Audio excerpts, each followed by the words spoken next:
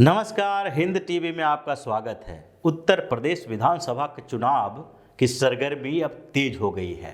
एक तरफ योगी आदित्यनाथ गोरखपुर सदर से चुनाव लड़ने की घोषणा कर दिए हैं, तो दूसरी तरफ उनके खिलाफ चंद्रशेखर रावण ने भी चुनाव लड़ने की घोषणा कर दी है। हालांकि समाजवादी पार्टी के मुखिया अखिलेश यादव भी मुख्यमंत्री का चेहरा हैं और उन्होंने भी अब ये तय कर लिया है कि वो भी विधानसभा का चुनाव लड़ेगी। लेकिन सबसे अहम जो हंगामा हो रहा है वो है गोरखपुर सदर को लेकर, क्योंकि अब योगी आदित्यनाथ के सामने पूरे उत्तर प्रदेश में दलितों के विरोध का एक चेहरा चंद्रशेखर रावण उतरने वाले हैं। लेकिन इन दोनों के बीच टक्कर कैसी होगी ये तो चुनाव परिणाम आने के बाद दिखाई पड़ेगा। लेकिन अभी ये सवाल उठ रहा है कि आखिरकार चंद्रशेखर रावण ने योगी आदित्यनाथ के खिलाफ चुनाव लड़ने की क्यों ठानी, क्योंकि उनको लगभग ये पता है कि योगी आदित्यनाथ के खिलाफ गोरखपुर सदर से चुनाव लड़कर जीतना संभव नहीं है और चंद्रशेखर आजाद जैसे नए खिलाड़ी के लिए तो और भी संभव नहीं है। भीम आर्मी के प्रमुख के तौर पर हालांकि चंद्रशेखर आजाद कुछ सालों से ज़्यादा सक्रिय रहे हैं, लेकिन आजाद समाज पार्टी अभी उत्तर प्रदेश में जमीन तलाश रही है। उन्हें न मायावती के तरफ से कोई इशारा मिल रहा है और न इस चुनाव में अखिलेश यादव की तरफ से संगठन के लिए वादा किया गया, आश्वासन दिए गए, लेकिन आखिरकार आजाद समाज पार्टी और समाजवादी पार्टी के बीच गठबंधन नहीं हो सका और आजाद समाज पार्टी के नेता चंद्रशेखर रावण ने समाजवादी पार्टी के मुखिया अखिलेश यादव के खिलाफ मोर्चा खोल दिया। लेकिन मोर्चा खोलने के बावजूद जब चुनाव लड़ने की बात आई तो उन्हें गोरखपुर सदर से योगी आदित्यनाथ के खिलाफ चुनाव लड़ाया गया। इसके पीछे एक बड़ी वजह है।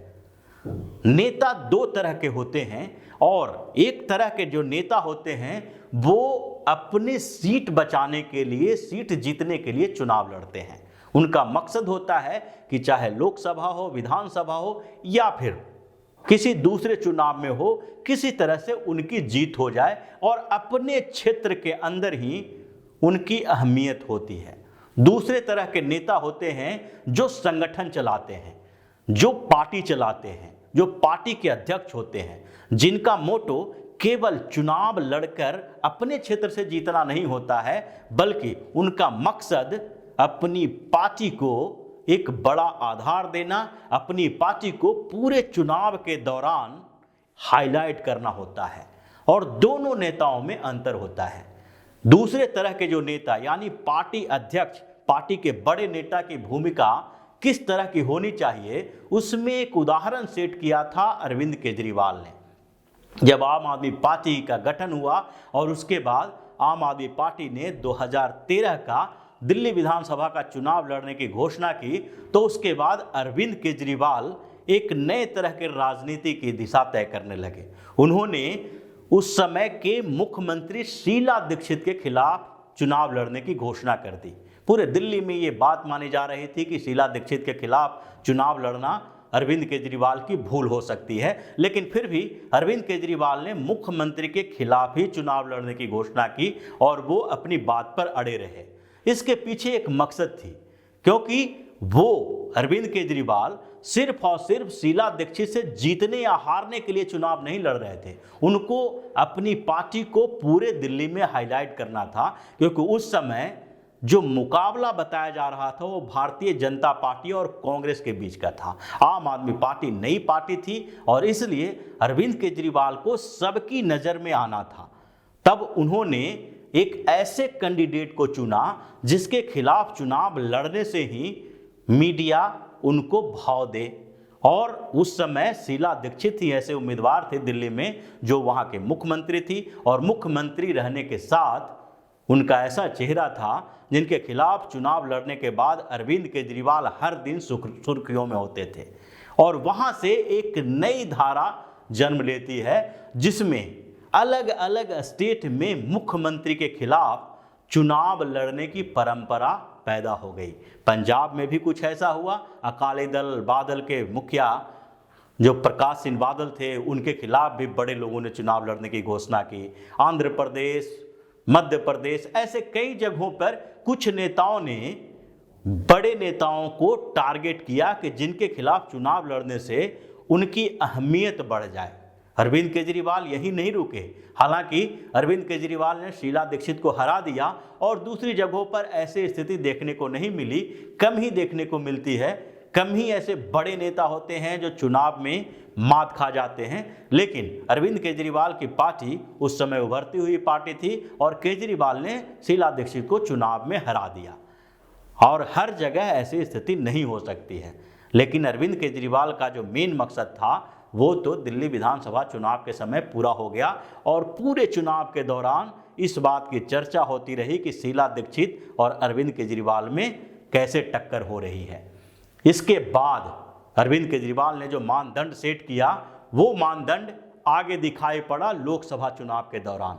जब प्रधानमंत्री नरेंद्र मोदी बनारस से चुनाव लड़ रहे थे तो फिर अरविंद केजरीवाल को यह मौका मिला और उन्होंने बनारस से लोकसभा चुनाव लड़ने की घोषणा की।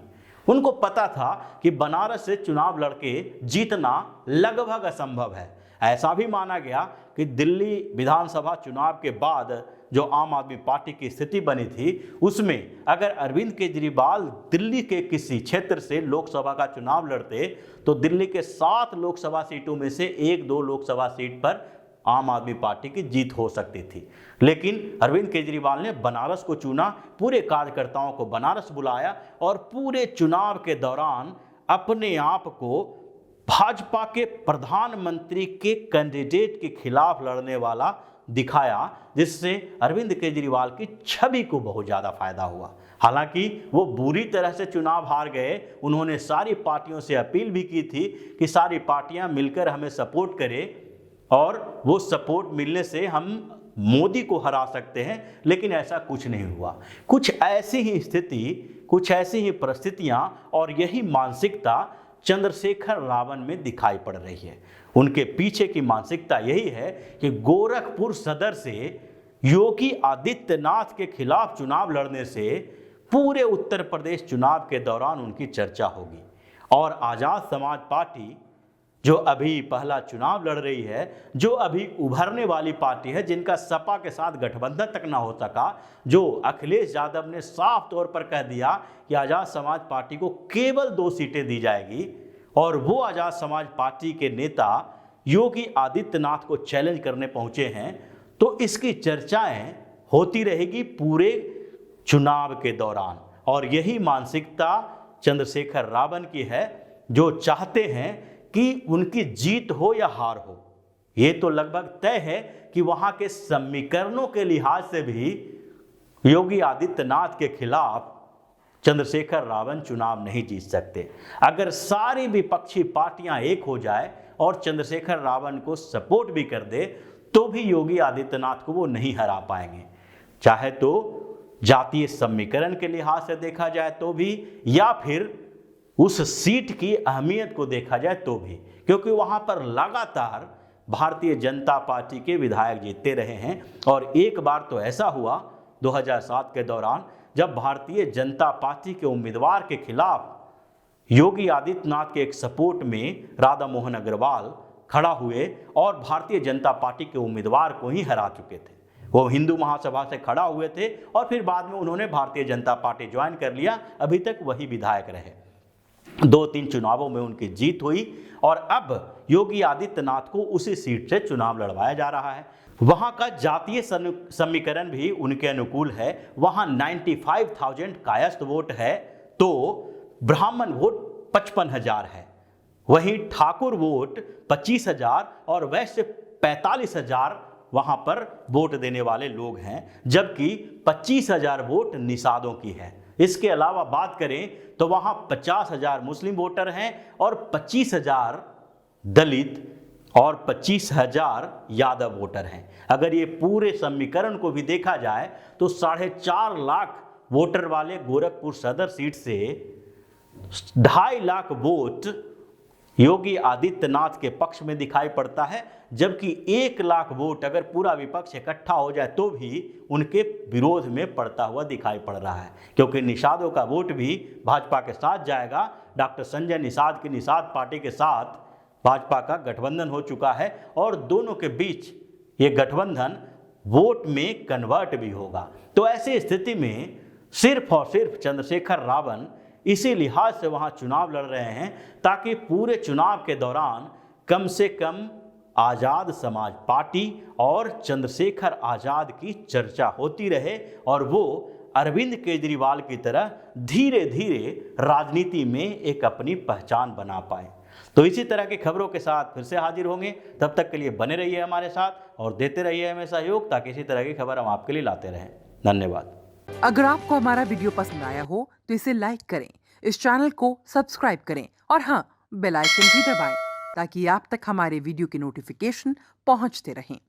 हमसे जुड़े रहने के लिए अपने सुझाव हमें कमेंट बॉक्स में देते रहें। हमें आपके सुझाव का इंतजार रहेगा। हमारे साथ जुड़ने के लिए धन्यवाद।